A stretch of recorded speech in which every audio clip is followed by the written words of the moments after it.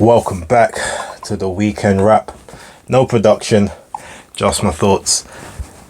Sorry, I could have got this one out a couple hours earlier. I've actually been up quite a bit today. I was doing a few things, getting ready for the gym, so I'm definitely trying to keep this one shorter than usual. First things first, please like and subscribe, share with a friend, a colleague, a relative, an associate, an enemy, anyone in between. You know it's greatly appreciated.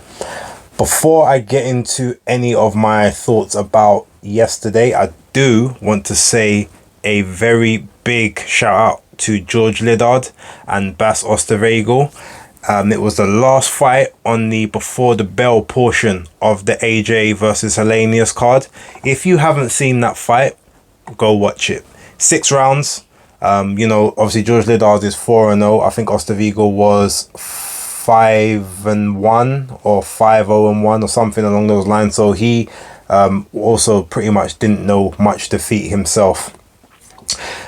When I tell you, it was just a scrap for 6 rounds. Nothing but come forwardness, head snapping back, both sides.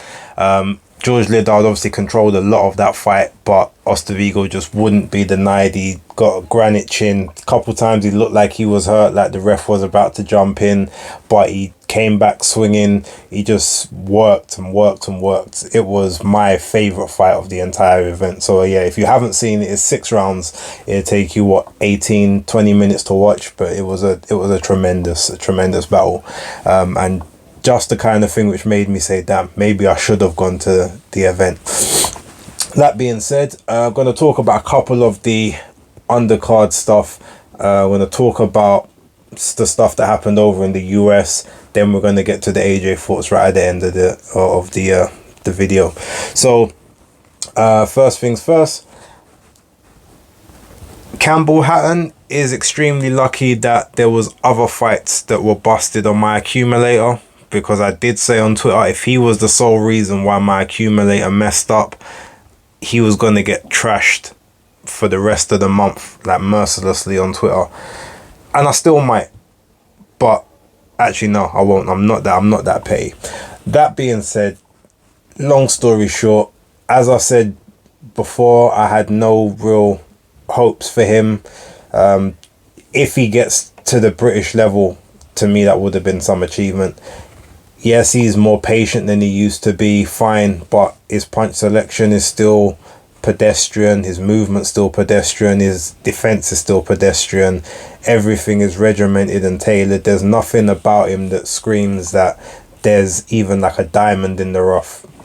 And the fact that he should have, to me, as far as I'm concerned, considering this was like a quote-unquote big card, he should have been on the before the bell portion as well. There was no reason for him to be headline or opening the show. But we move on, because I'm not spending too much time on that. Johnny Fisher versus Harry Armstrong. Now that probably, if that fight was the chief support, that probably would have got you more invested in the main event, because that was fireworks. From the very first moment of round 1, first 20 seconds, Johnny Fisher comes in with a salvo. Harry Armstrong gets caught, ends up going down, but he manages to survive that initial onslaught. And then he actually gets into his work from round sort of 2, 3, 4, 5, and 6. At that point, he's even at times got Johnny Fisher backing up, where he's just, pushing him back and using work rate, using good punch variety. You could tell that Fisher was maybe feeling some of the pace at points, so he was trying to find the perfect shots rather than putting the combinations together as he was previously. But he came back in the 7th round and he closed the show. There was a point where when he hit Harry Armstrong with an overhand right on the ropes, and I think Armstrong's his arm went over the rope, and then he basically stopped himself from falling down, but he managed to get straight back up. That shot and the way he dropped looked as if he was temporarily knocked out on his feet for like a couple moments, and then managed to get himself back. And that also opened up a cut above his eye. Now, I've actually got to give it to Armstrong. Even obviously the corner threw the towel in, the referee jumped in and everything, he's got a chin. So he's not the kind of person that's going to just get flatlined or taken out like with one shot. He's got pretty good defense. The defense was adequate. He was just in there with someone that punched way too hard to not necessarily be in the greatest of shape.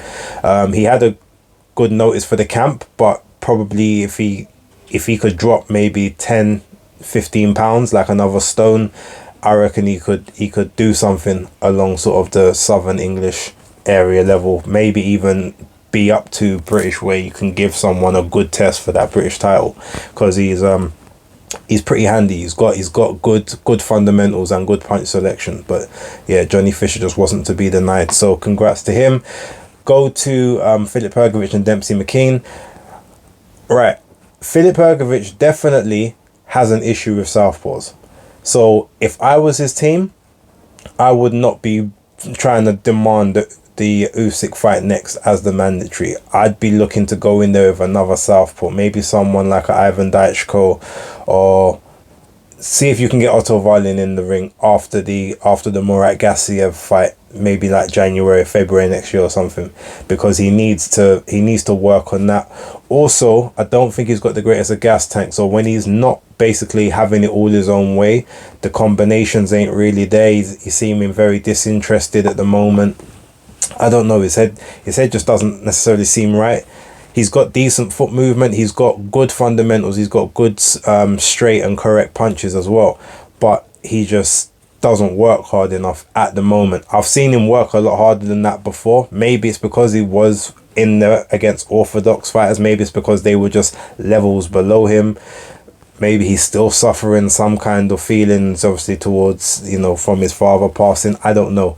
But as he's standing right now, he's not looking great, and he's looking like easy food for Usyk. And I think if I was Usyk's team, once they dispatch of Daniel Dubois, I would probably say, no, bring him to us now. Let's get him out of the way so that we can then relax and wait out Fury from doing whatever foolishness he wants, so we can get that undisputed fight on the table.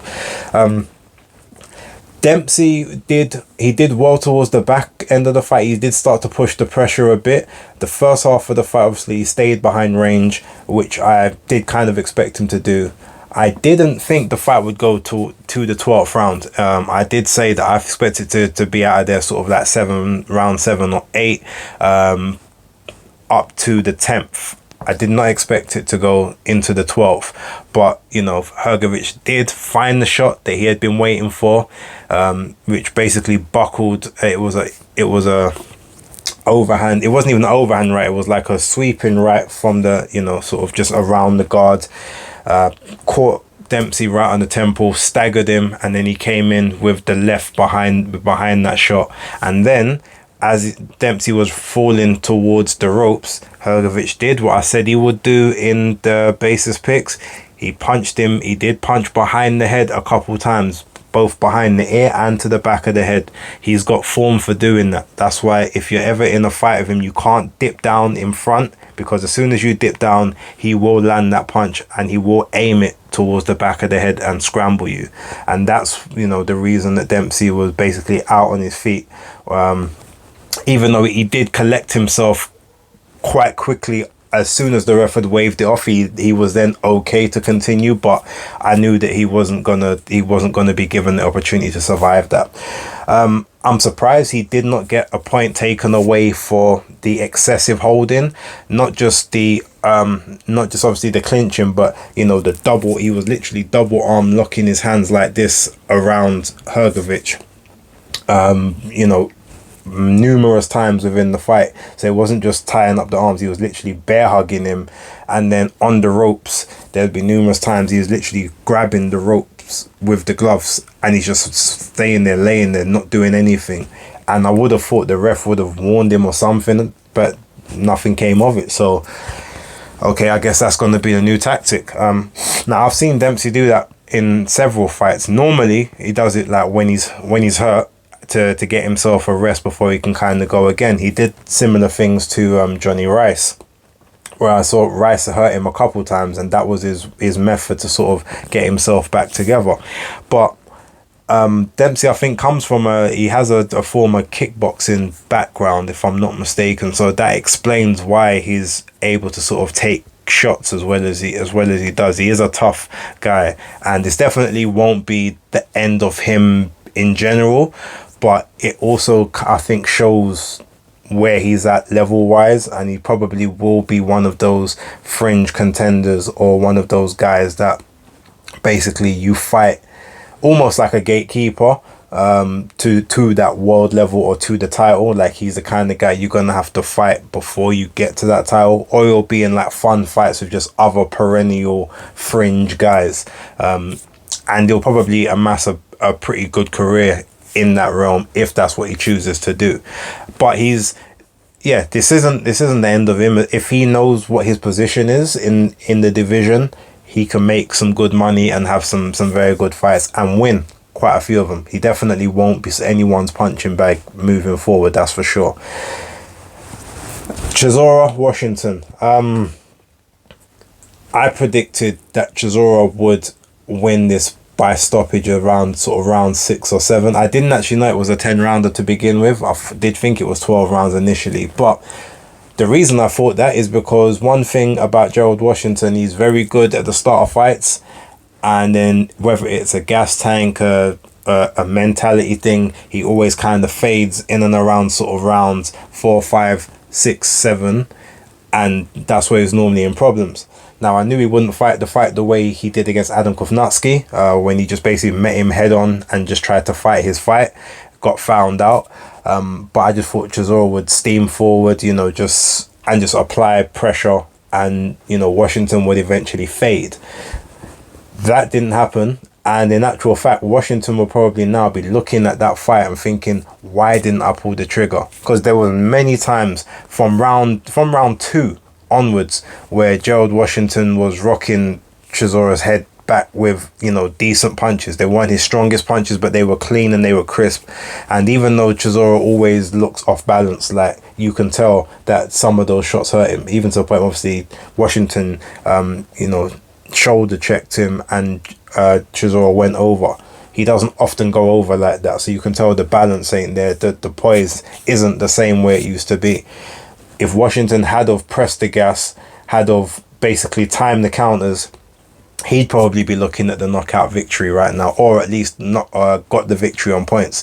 So while I definitely disagree with the 98-93 scorecard, I mean 96-94 Chisora is probably correct, because Washington just didn't do enough in enough rounds.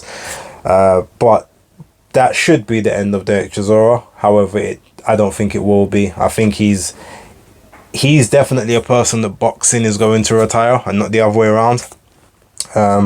So I'm not going to be the one right now saying, oh, look, I don't want to see it anymore. I mean, I would never pay to watch one of his fights. But if he's on the card, cool, do what you want to do. Like, basically, I'm putting my flag in the sand. I'm not going to tell him he needs to retire, because that's not my place. But ultimately, I'm just telling you how this is going to end. It's going to end with him probably even more punchy than he is right now, and it's going to end with a lot of people saying, why didn't someone just take his license away from him when they had the chance? But yeah, moving on. Real quick, I didn't see the fight, but Manny Rodriguez did beat Melvin Lopez via unanimous decision, which I think I did predict. I think I predicted that over UD. Or a split decision based on the fact. No, I think I said definitely it would be a UD, because he was the A side fighter in this particular instance. So I think a UD or majority decision. Either way, I haven't seen the fight, but I saw that he is now a 2-time bantamweight champion. So congrats to him. When I do get a chance to watch that, I will definitely break it down on the breakdown on Tuesday. Obviously, it was PBC Showtime, so there was no actual broadcast in the UK. I'm going to see if my site's got it later on today.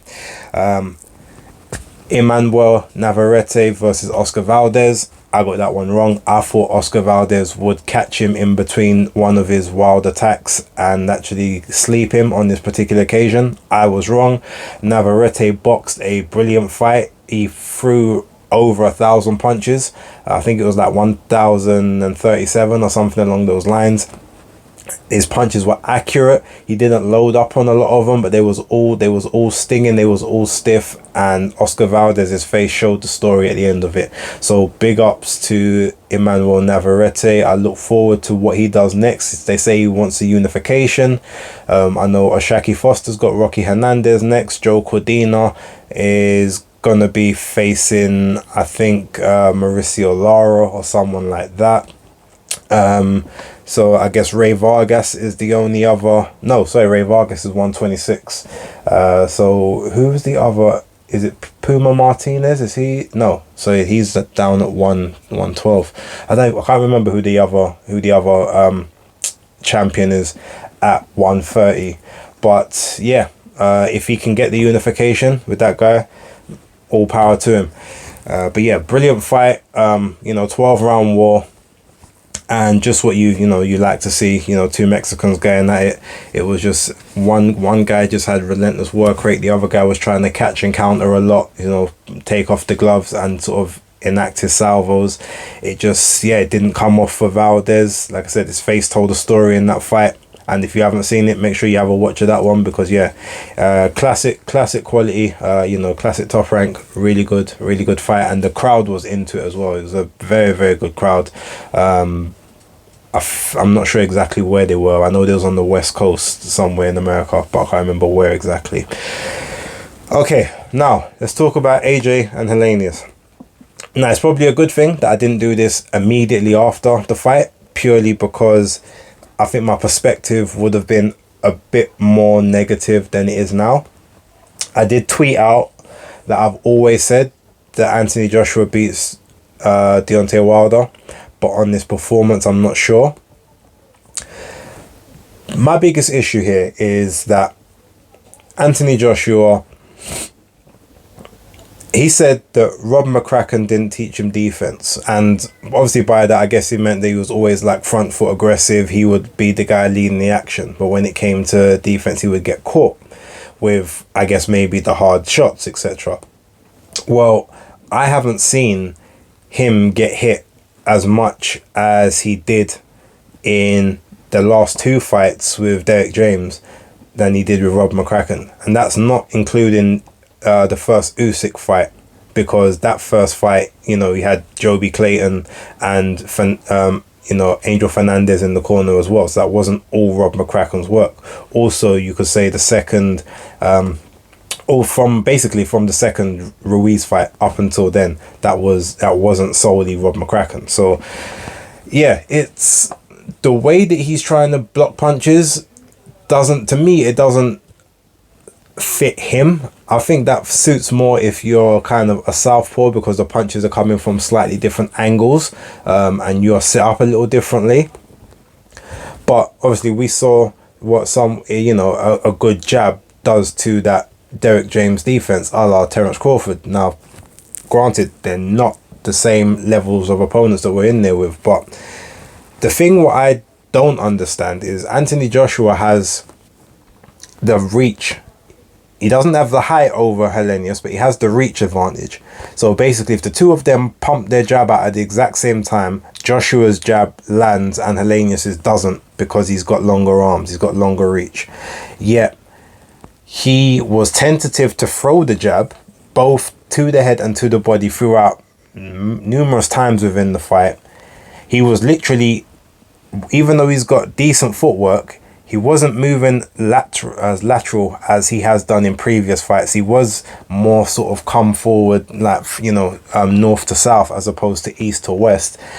And he was literally stepping in to jabs, like as he's stepping in. So he's almost doubling the force of the jab. Head snapping back on several occasions. We saw like his left eye was marked up. His right eye was puffy as well. People don't even look at the right eye.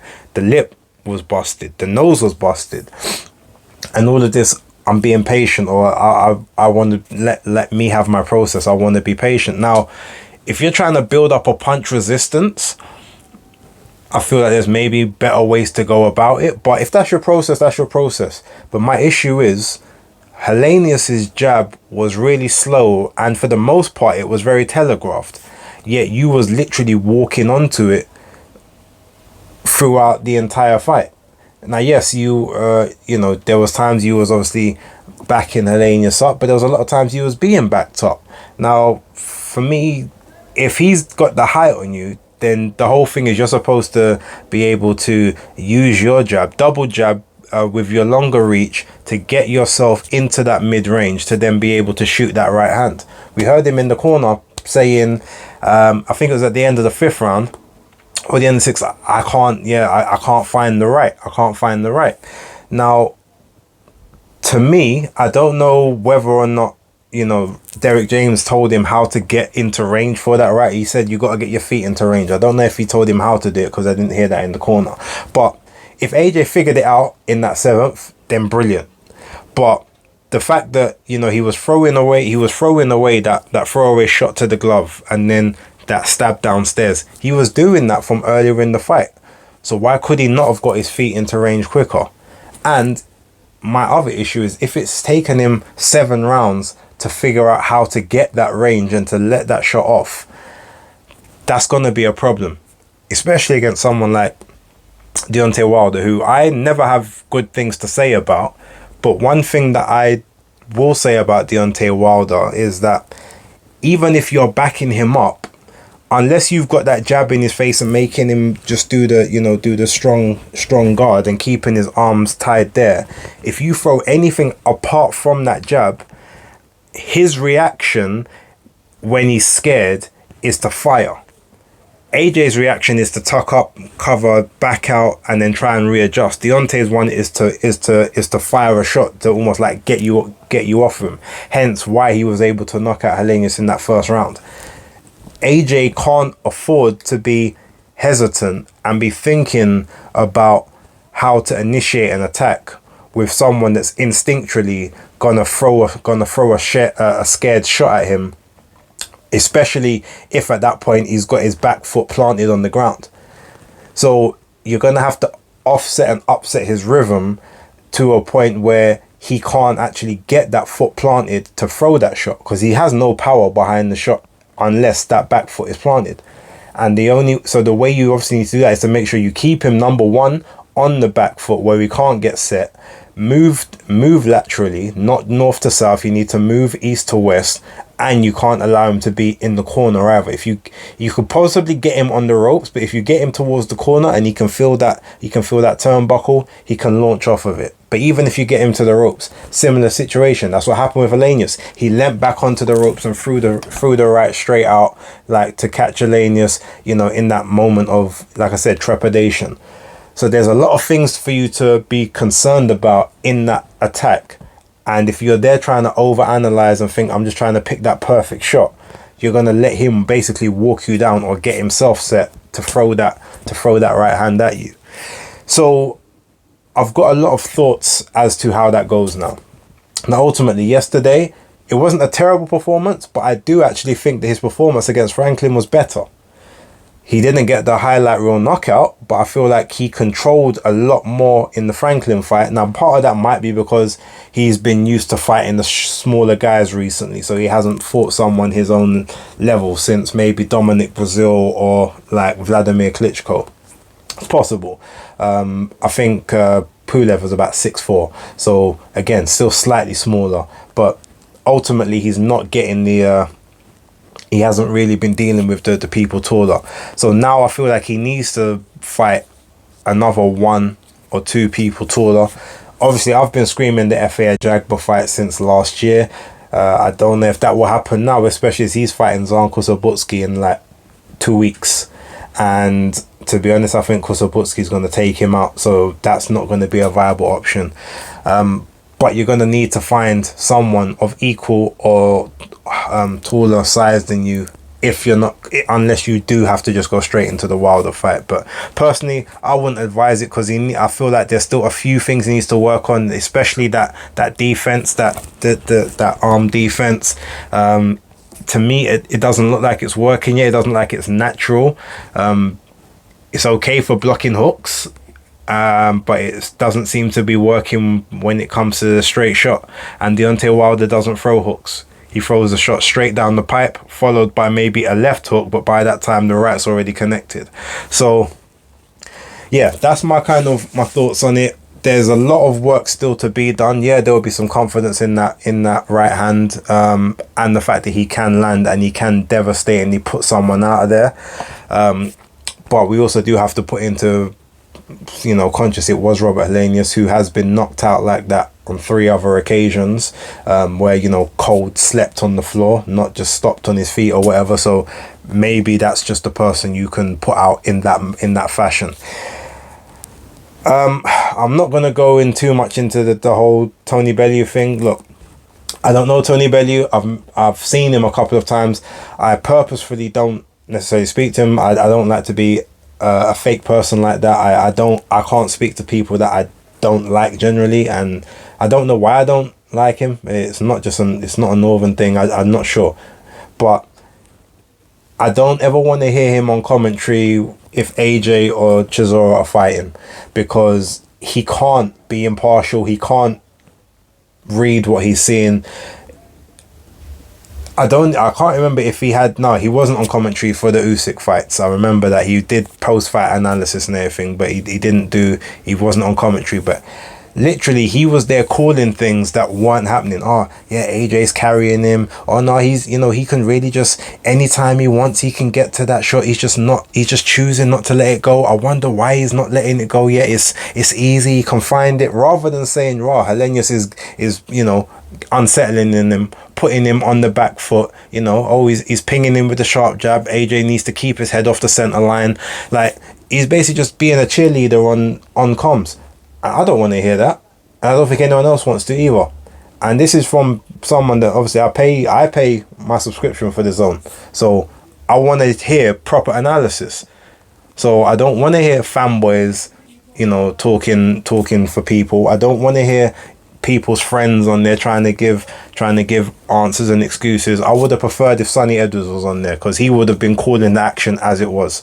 Like, oh yeah, AJ taking a stiff jab there. He's got to keep his guard up. Otherwise, if he runs onto that again, it could cause him problems. You could, even with the facial damage, you tried to act like the facial damage wasn't there. Anyway, I don't want to go too much into it. Video's probably longer than I wanted it to be anyway. But yeah, look, there's still more work to do. There is some building blocks, but the defense needs to be sorted out. It needs to be tightened up, and it needs to account for straight punches and not just hooks. Because so far that's what it looks like it deals with. It deals with the hooks well, but it doesn't deal with the straight, especially the jab. And for someone who has a longer reach than their opponent, you should never really be getting out jabbed, especially walking onto the jab either. Unless obviously they angle off and catch you as you're already stepping out.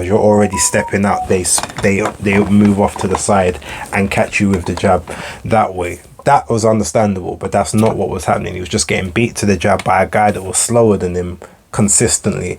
And yeah, that's a bit concerning. And yeah, some of it needs to become more fluid, and his boxing brain is gonna have to get better. He's gonna have to instinctualize certain things a lot quicker than he is, and rather than just having to be told everything and executing game plans perfectly, because sometimes the game plan don't work and you just gotta take it on the fly, like he potentially did in that 7th round. But you just gotta do it quicker. Anyway, that's enough of that from me. I'm gonna go run to the gym. I gotta do legs today, so I'm not looking forward to it. Anyway, it is what it is. Thank you for watching. Again, like and subscribe. More videos dropping next week. I may have some interesting special footage for you guys coming up Monday, Tuesday. Wait and see for that one. But for right now, that's it. Thank you very much for watching. Sorry if it's been longer than I wanted it to be. I wanted it to be a short one, but it is what it is. But take care. Catch you on the next one. Peace.